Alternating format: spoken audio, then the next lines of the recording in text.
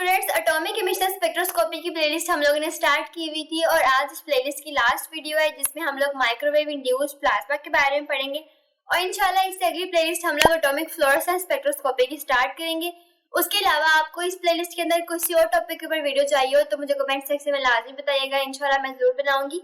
तो आज का हमारा टॉपिक है माइक्रोवेव इंड्यूस्ड प्लाज्मा। हम लोग एटॉमिक इमिशन स्पेक्ट्रोस्कोपी पढ़ रहे हैं। आपको पता है कि जो प्लाज्मा है इसको हम लोग यूज करते हैं as a source of light और इस सोर्स के जरिए से हम लोग अपने सैंपल को एक्साइट करवाते हैं और सैंपल इसकी हीट को अब्सॉर्ब करके एक्साइटेड स्टेट में जाता है। तो प्लाज्मा जो है इसके हम लोग ने 3 टाइप्स डिस्कस की थी इस प्लेलिस्ट के अंदर। 2 टाइप्स हम लोग ऑलरेडी पिछली वीडियोस में डिस्कस कर चुके हैं और आज की वीडियो में हम डिस्कस करने वाले हैं माइक्रोवेव इंड्यूस्ड प्लाज्मा। जैसे कि नेम से शुरू हो रहा है, ये इस तरह की प्लाज्मा सोर्स होगा जो कि जो रेडिएशन एमिट करेगा वो माइक्रोवेव रीजन की होगी। माइक्रोवेव रीजन आपको पता है 1000 से लेके 300,000 मेगाहर्ट्ज के दरमियान में जितनी भी फ्रीक्वेंसी की रेंज होती है वो माइक्रोवेव रीजन की होती है। तो माइक्रोवेव इंड्यूस्ड प्लाज्मा जो है इसकी रेडिएशन जो है माइक्रोवेव रीजन के इन बिटवीन ही पाई जाती होंगी। अब इसको हम लोग पढ़ते हैं और जहाँ पे कोई डिफिकल्ट पॉइंट आएगा वहाँ पे मैं आपको इजी पॉइंट बनवा दूंगी। इसके अलावा कुछ पॉइंट्स इसमें मैं आपको और भी ऐड करवाऊंगी जो कि इस टॉपिक को तैयार करना आपके लिए इजी बना देंगे। तो आपने इस वीडियो को गौर से समझना है और इस वीडियोस को अपने फ्रेंड्स के साथ लाजमी शेयर किया करें ताकि उनको भी इस वीडियो से फायदा हासिल हो। फर्स्ट पॉइंट आता है, यहाँ पे हम लोग पॉइंट नंबर लिख लेंगे। In the microwave induced plasma source frequencies in microwave region are used as external energy source. जो हम लोग इसमें एनर्जी सोर्स यूज करते हैं माइक्रोवेव इंड्यूस्ड प्लाज्मा के अंदर, वो जोन सी एनर्जी जो है एमिट करता है वो माइक्रोवेव रीजन की होती है। अब इस लाइन को आप इजी वर्डिंग में लिख सकते हैं, energy sources are of microwave region. Next line पे आ जाते हैं, a microwave radiations of the frequency of 2,450 megahertz is commonly used. Usually जो हम यूज करते हैं माइक्रोवेव इंड्यूस्ड प्लाज्मा के अंदर फ्रीक्वेंसी 2,450 मेगाहर्ट्ज की हम लोग फ्रीक्वेंसी यूज करते हैं। अब ये वो वाली पावर है जो हम लोगों ने अपने प्लाज्मा सोर्स को देनी होती है। तो यहाँ पे आप पॉइंट ऐड कर सकते हैं कि जो हमारा प्लाज्मा सोर्स है माइक्रोवेव इंड्यूस्ड प्लाज्मा सोर्स जो है वो 2,450 मेगाहर्ट्ज की एनर्जी को यूज करता है। नेक्स्ट पॉइंट आता है, a microwave induced plasma is obtained when ultra high frequency AC power is capacitively coupled into the stream of noble gas. अब ये 2 लाइनें इनको मैं आपको इस तरह से समझाती हूँ कि हम लोग ने जैसे माइक्रोवेव इंड्यूस्ड प्लाज्मा की प्रोडक्शन करनी होती है अपने रेडिएशन सोर्स के अंदर, तो उस प्लाज्मा को प्रोड्यूस करने के लिए हमें 2 चीजें चाहिए होती हैं। पहली चीज है ultra high frequency AC power. एक हम लोग एसी पावर इसको प्रोवाइड करते हैं, मतलब इसमें एक एक्चुएटर या मोटर लगा होता है जो हम आगे जाके डायग्राम में डिस्कस करेंगे। एक एसी पावर जो कि हाई फ्रीक्वेंसी रेंज हमें प्रोवाइड करे और उसको हम लोग कपल कर देते हैं नोबल गैसेस की स्ट्रीम के साथ।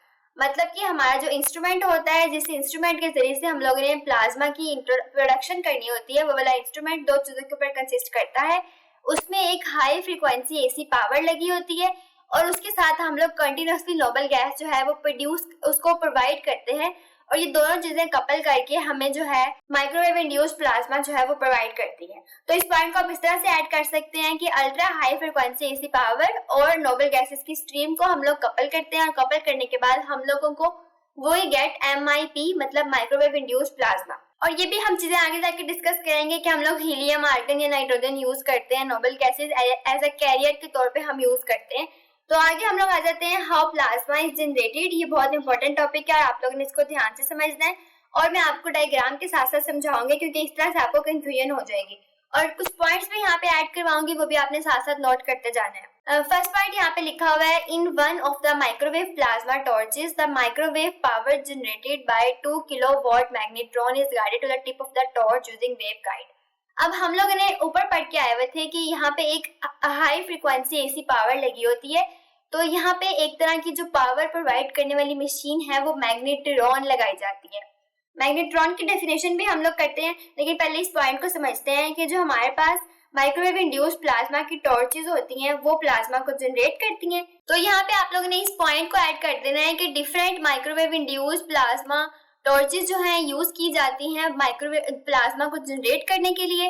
अब जो एक टॉर्च है उसके अंदर एक मैग्नेट्रॉन लगा होगा और जो कि जिसकी पावर जो होगी वो 2 किलोवाट की पावर का होगा magnetron and guided to the tip of the torch using wave guides और वेव गाइड की मदद के जरिए से उसको टिप की तरफ गाइड किया जाता है। जब आप लोग डायग्राम को समझेंगे तो आपको ये क्लियर हो जाएगी, लेकिन पहले हम लोग देख लेते हैं कि मैग्नेट्रॉन क्या होता है। तो मैग्नेट्रॉन की बहुत इजी सी डेफिनेशन है, इसको देखते हैं। मैग्नेट्रॉन एक माइक्रोवेव जनरेटर है इन MIP सिस्टम, मतलब माइक्रोवेव इंड्यूस्ड प्लाज्मा सिस्टम के अंदर हम लोग माइक्रोवेव जो रेडिएशन है उनको जनरेट करने के लिए जो जनरेटर यूज करते हैं, उसको जनरेटर को हम लोग मैग्नेट्रॉन कहते हैं। और ये जोन सी एनर्जी प्रोड्यूस करता है वो माइक्रोवेव एनर्जी होती है, मतलब माइक्रोवेव के रीजन के इन बिटवीन लाई कर रही होती है। नेक्स्ट पॉइंट आता है एक conical hollow nozzle act as the tip of the torch. अब टॉर्च की टिप के ऊपर एक कॉनिकल कॉन की शेप में हॉलो नोजल लगी होती है, जहां से हम लोग प्लाज्मा गैस जो है उसको फ्लो करवाते हैं। तो स्टूडेंट जैसे ही हम लोग इसके डायग्राम को देखेंगे तो फिर आपको इसके सारे इंस्ट्रूमेंट की समझ आ जाएगी कि मैग्नेट्रॉन कहाँ पे प्रेजेंट होता है, कॉनिकल हॉलो नोजल कहाँ पे प्रेजेंट होती है, और वेव गाइड जो है वो कहाँ पे प्रेजेंट होती है, और गैस कहाँ से फ्लो करती है। लेकिन पहले हम लोग नेक्स्ट पॉइंट को पढ़ लेते हैं। As there is only one flow channel, इसके अंदर सिर्फ एक ही फ्लो चैनल होता है, उस चैनल के जरिए से ही हम लोग सैंपल को इंजेक्ट करते हैं और उस चैनल के जरिए से ही हम लोगों ने अपनी जो गैसेस हैं उनको फ्लो करवाना होता है। और यहाँ पे एक पॉइंट है, टिपिकली 2.45 गीगाहर्ट्ज माइक्रोवेव जनरेटर जो है वो प्रोड्यूस किया जाता है, वो प्रोड्यूस करता है वेव को। मतलब इस पॉइंट को आप अपनी वर्डिंग में लिख सकते हैं कि जो हमारे पास मैग्नेट्रॉन है ये माइक्रोवेव रेडिएशंस प्रोड्यूस करता है around the frequency of 2.45 gigahertz, और उसकी जो एनर्जी है उसको हम लोग कैरियर गैस की एनर्जी के साथ कपल कर देते हैं। तो स्टूडेंट यहाँ पे डायग्राम देख लेते हैं और इस डायग्राम के जरिए से हम लोग अपने सारे के सारे कॉन्सेप्ट को क्लियर करने वाले हैं। सबसे पहले नीचे वाले इंस्ट्रूमेंट की तरफ आते हैं। यहाँ पे लिखा हुआ है गैस फ्लो। ये हमारे पास एक चैनल है, एक यहाँ पे रास्ता बना हुआ है जहाँ से गैसेस को हम फ्लो करवाते हैं। अब गैसेस जो हम यहाँ पे यूज करते हैं वो हीलियम, आर्गन, नियॉन, कोई भी गैस हो सकती है, और इन गैसेस को हम लोग कैरियर गैसेस कहते हैं, और ये एज अ फ्यूल यूज होती हैं हमारी प्लाज्मा की प्रोडक्शन के लिए। ये जो पूरा का पूरा हमारे पास सिस्टम है इसको हम लोग कहते हैं MIP system, microwave induced plasma system, जो कि प्लाज्मा को प्रोड्यूस करने के लिए यूज होता है। और प्लाज्मा को प्रोड्यूस करवाने के लिए यहाँ पे हम लोग गैस फ्लो जो है कंटिन्यूसली प्रोवाइड करते हैं। उसके अलावा हमने नोजल के बारे में पढ़ा था कि कॉनिकल नोजल, कॉन की शेप की नोजल होती है। यहाँ पे आप देख सकते हैं जो टिप है इसकी वो वाली, और ये वाला एक ही इसके अंदर चैनल है, एक ही रास्ता है। इस रास्ते के जरिए से ही हम लोग अपना सैंपल इंट्रोड्यूस कराते हैं इसके अंदर। अब हम लोग बाकी कंपोनेंट्स की बात कर लेते हैं। जो मेन इंपॉर्टेंट कंपोनेंट हम लोग डिस्कस कर चुके हैं पहले, वो आता है मैग्नेट्रॉन, जो कि हमारा ultra high frequency AC power है, जो कि हमें पावर प्रोवाइड करता है, मतलब हमें माइक्रोवेव एनर्जी प्रोवाइड करता है, ऐसी एनर्जी प्रोवाइड करता है जिनकी जो रेंज है वो माइक्रोवेव रीजन की हो। और हम लोग पहले पढ़ चुके हैं कि जो वेव गाइड्स हैं, वेव गाइड के जरिए से मैग्नेट्रॉन हमें एनर्जी प्रोवाइड करता है। मतलब जो मैग्नेट्रॉन होगा वो यहाँ वेव गाइड के यहाँ पास आप लोग टेबल बना के लिख सकते हैं, यहाँ पे मैग्नेट्रॉन है। हम लोग इसकी मजीद डायग्राम्स भी देखेंगे, वहां पे आपको ये वाली चीजें क्लियर हो जाएंगी। तो मैग्नेट्रॉन एक तरह का जनरेटर है जो कि एनर्जी जनरेट कर रहा है, और वो एनर्जी हमें चाहिए होगी हमारे प्लाज्मा को प्रोड्यूस कराने के लिए, और हमें गैसेस भी चाहिए। तो जैसे ही यहाँ पे एनर्जी प्रोड्यूस करेगा वो वाली एनर्जी हमारे पास आएगी, और यहाँ पे गैसेस आएंगी, तो हमारी गैसेस जो है वो आयनाइज हो जाएंगी। आपको पता है कि प्लाज्मा बेसिकली होता क्या है, जब हम लोग गैसेस को आयनाइज करते हैं बहुत हाई टेम्परेचर के ऊपर, तो वो हमारे पास मिक्सचर बन जाता है पॉजिटिव आयंस का, नेगेटिव आयंस का और फ्री इलेक्ट्रॉन्स का। तो उस मिक्सचर को हम लोग प्लाज्मा कहते हैं। और क्योंकि जो ये वाला मिक्सचर होगा वो माइक्रोवेव रीजन के अंदर होगा, इसलिए इसको हम लोग माइक्रोवेव इंड्यूस्ड प्लाज्मा कहेंगे। सो आई होप सो कि ये वाला कॉन्सेप्ट आपको क्लियर हो गया होगा। तो स्टूडेंट्स यहाँ पे मैंने कुछ पॉइंट्स ऐड कर दिए जिनको आप इजीली रिमेंबर कर सकते हैं। यहाँ पे पहला पॉइंट मैंने ऐड कर दिया है कि मैग्नेट्रॉन जो है ये प्रोड्यूस कर रहा है माइक्रोवेव रेडिएशंस को, जिनकी फ्रीक्वेंसी अराउंड 2.45 गीगाहर्ट्ज होती है। इसी वाली लाइन को जो मैंने डिफिकल्ट करके लिखा होता मैंने इजी करके लिख दिया है, तो आप मेरे वाले जो पॉइंट्स हैं इनको यहाँ पे ऐड कर सकते हैं। और इसकी जो एनर्जी है इसको हम लोग कपल कर लेते हैं फ्यूल गैस की एनर्जी के साथ। जैसे हम लोगों ने पहले पढ़ा है कि जो एनर्जी मैग्नेट्रॉन प्रोवाइड करता है, ये वाली एनर्जी जो है और हमारी जो गैस है, जब वो कपल होती है तो वहाँ पे प्लाज्मा की प्रोडक्शन होती है। जो गैसेस हम यूज करते हैं वो हीलियम, आर्गन, नाइट्रोजन, कोई भी गैस हो सकती है। ये वाली जो गैसेस हैं, these gases ionize to produce plasma. जब ये वाली गैसेस आयनाइज होती हैं तो प्लाज्मा की प्रोडक्शन होती है, और जो प्लाज्मा की प्रोडक्शन होती है this is due to the microwave energy from magnetron. ये मैग्नेट्रॉन से आने वाली माइक्रोवेव एनर्जी की वजह से होती है। सो आई होप सो कि ये वाले पॉइंट्स आपके रिमेम्बर करना बहुत आसान हो गया। हम लोग आगे मूव करते हैं। तो ये वाले जो पॉइंट्स हैं इनको थोड़ा सा मैं छोटा कर देती हूँ ताकि आपके लिखना आसान हो जाए, और ये वाली मैं इरेज कर देती हूँ ताकि आप इजीली इनको कॉपी कर लें। नेक्स्ट हमारे पास आता है typically 2.45 gigahertz microwave generator. Magnetron produces a wave that travel through cable and is focused via a tuning system where a torch set in the centre of the cavity. तो हमारे पास क्या होता है, कैविटी मतलब जो सेंटर में जो खाली स्पेस थी जो हमने डायग्राम के अंदर देखी थी, उस खाली स्पेस के अंदर ये वाली सारी एनर्जी जो है वो सेट कर ली जाती है। अब ये जो टॉर्च है, इस टॉर्च के अंदर कैरियर गैस प्रेजेंट होती है, हम लोग डायग्राम में ऑलरेडी डिस्कस कर चुके हैं।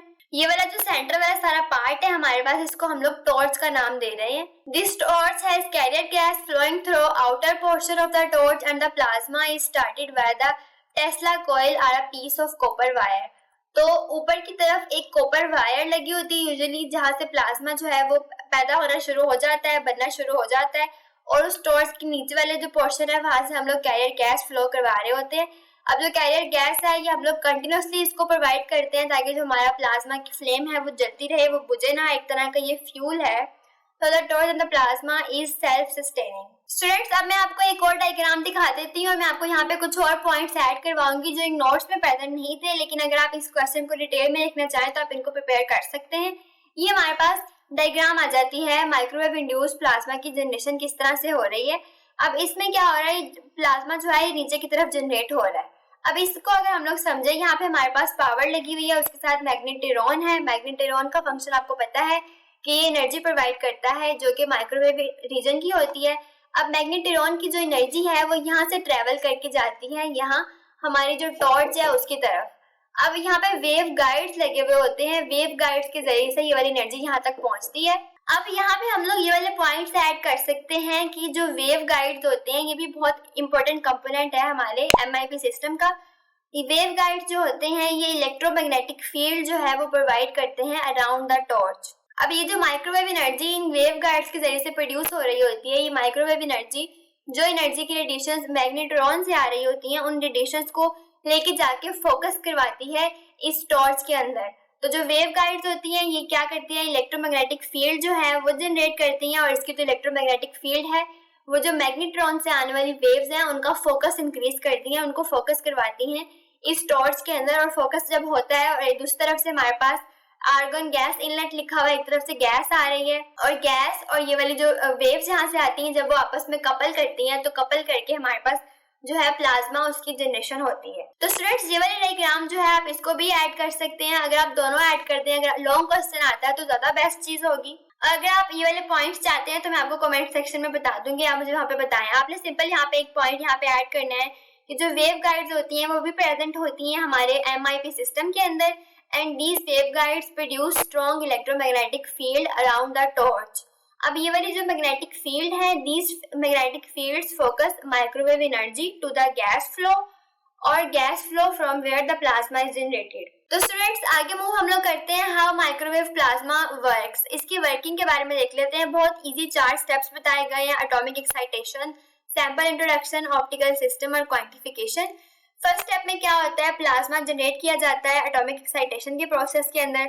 हम लोग कोई भी कैरियर गैस प्रोवाइड करते हैं, carrier gas helium, neon, argon, nitrogen, कोई गैस भी हो सकती है, और वो प्लाज्मा को जो है वो प्रोड्यूस करती है। प्लाज्मा यहाँ पे जनरेट किया जाता है, और जो प्लाज्मा हम जनरेट करते हैं वो प्लाज्मा हम लोग यूज करते हैं अपने एटम्स को एक्साइट कराने के लिए या अपने एटम्स की ऑटोमाइजेशन के लिए। नेक्स्ट आता है सैंपल इंट्रोडक्शन। इसमें जो हमारा सैंपल है वो कन्वर्ट हो जाता है टाइनी ड्रॉपलेट्स के अंदर जैसे ही वो ऑटोमाइज होता है एटॉमिक एक्साइटेशन के प्रोसेस से। जो प्लाज्मा होता है वो हमारे सैंपल को एक्साइट कर देता है, और उससे पहले हमारे सैंपल को एरोसोल टाइनी ड्रॉपलेट्स में कन्वर्ट कर दिया जाता है। और जो हमारे सैंपल के एटम्स हैं वो जब एक्साइटेड स्टेट से वापस अपनी ग्राउंड स्टेट में आते हैं तो वो एनर्जी को इमिट करते हैं। अब वो जो इमिटेड रेडिएशन होती हैं वो आगे मूव करती हैं ऑप्टिकल सिस्टम की तरफ। वहाँ पे मोनोक्रोमेटर लगा होता है। मोनोक्रोमेटर उन रेडिएशन में से स्पेसिफिक वेवलेंथ की रेडिएशन को सिलेक्ट कर लेता है और उसको आगे जो हमारा डिटेक्टर होगा उसकी तरफ सेंड कर देगा। जो हमारा डिटेक्टर होगा वो भी ऑप्टिकल सिस्टम का पार्ट है, वो उनको डिटेक्ट करेगा और हमें कंप्यूटर की स्क्रीन के ऊपर ग्राफ की फॉर्म में डाटा प्रोवाइड करेगा। तो वहां से हम लोग पता कर सकते हैं अपने सैंपल के अंदर क्वांटिटी या उसकी क्वालिटी के बारे में। लास्ट पे आता है choice of argon as plasma gas, कि आर्गन की चॉइस कैसी है as a plasma gas. Some of the reason for choice of argon for plasma gas are given below. कुछ रीजन यहाँ पे बताई गई हैं कि हम लोग आर्गन को ज्यादातर क्यों यूज करते हैं। फर्स्ट पॉइंट तो आता है कि आर्गन जो है ये एक इनर्ट गैस है, कोई ये स्टेबल कंपाउंड नहीं बनाती, हमारे सैंपल के साथ ये रिएक्ट नहीं करती, तो इसलिए इसके अंदर जो इंटरफेरेंसेस होंगी वो भी बहुत कम होंगी। नेक्स्ट पॉइंट आता है argon do not offer spectral interference. इसमें किसी किस्म की स्पेक्ट्रल इंटरफेरेंसेस नहीं आती, क्योंकि इसका जो इमिशन स्पेक्ट्रम होता है वो बहुत ही सिंपल सा होता है, बहुत ही ऑप्टिकली ट्रांसपेरेंट होता है, तो इसमें कोई स्पेक्ट्रल इंटरफेरेंस नहीं आती। और थर्ड पॉइंट आता है जो argon can sustain stable operation at moderate power. अब ये कम पावर के ऊपर भी सही काम कर जाती है, जबकि कुछ केसेस के लिए हमें बहुत ज्यादा पावर देनी पड़ती है, तो ऐसी कोई बात नहीं है। और नेक्स्ट पॉइंट आता है आर्गन इकोनॉमिकल है, ये चीप है, सस्ती पड़ जाती है, हम लोग इसको आसानी से कम प्राइसेस में मार्केट से खरीद सकते हैं, इसलिए अवेलेबिलिटी भी इसकी ज्यादा है। नेक्स्ट पॉइंट आता है the first ionization energy of argon is quite high, it has high capacity to atomize ion excite motor element of periodic table. तो इसकी जो पहली आयनाइजेशन एनर्जी है वो बहुत ज्यादा हाई होती है, मतलब कि ये इजीली आयनाइज नहीं होती, हमारा सैंपल ही आयनाइज होता है। अगर आर्गन की आयनाइजेशन एनर्जी बहुत कम होगी तो हमारा जो सैंपल है उससे पहले जो गैस है वो आयनाइज कर जाएगी, और सैंपल जो है उसके सारे हमारे पास रिजल्ट जो है वो खराब आ जाएंगे। तो इस लिहाज से जो आर्गन गैस है ये ज्यादा यूज की जाती है, तो ये ज्यादा सूटेड है। उसके अलावा स्टूडेंट ये वाली इजी डायग्राम है जो कि मैंने बनाई है, आप इसको ऐड कर सकते हैं। आप देख सकते हैं हमारे पास लेफ्ट साइड के ऊपर प्लाज्मा सोर्स मैंने बनाया है, टॉर्च बनाई है, नीचे से हम लोग सैंपल इंट्रोड्यूस कराते हैं, जो हमारा सैंपल है उसके एटम्स एक्साइट हुए, एक्साइटेड एटम ने एनर्जी को इमिट किया, एनर्जी इमिट होने के बाद वो जो इमिटेड रेडिएशन थी वो मोनोक्रोमेटर की तरफ गई, डिटेक्टर की तरफ गई, वहां पे स्पेक्ट्रोमीटर में गई और उनकी क्वांटिफिकेशन हो गई। और लास्ट पे दिए गए हैं benefits of microwave induced plasma atomic emission spectroscopy. ये सेफ मेथड है, लो कॉस्ट है, इसकी जो एटॉमिक अब्जॉर्प्शन है उसके जरिए से ये बेहतर परफॉर्मेंस होती है, ये फास्ट है और इजी टू यूज है। सो आई होप सो स्टूडेंट्स ये वीडियो आपके लिए बहुत हेल्पफुल रही होगी। आपको नेक्स्ट वीडियो किस तरह की चाहिए अपने कमेंट्स मुझे लाजमी बताया करें, अपने रिव्यूज लाजमी दिया करें। इंशाल्लाह मैं कंटिन्यूसली बनाऊंगी वीडियोस। अल्लाह हाफिज़, बहुत जल्द मिलते हैं हम लोग अगली वीडियो में। और इनके हैंड रिटन नोट जिन स्टूडेंट्स को चाहिए मुझे कमेंट सेक्शन में लाजमी बताएं, मैं उनके साथ जरूर शेयर करूंगी।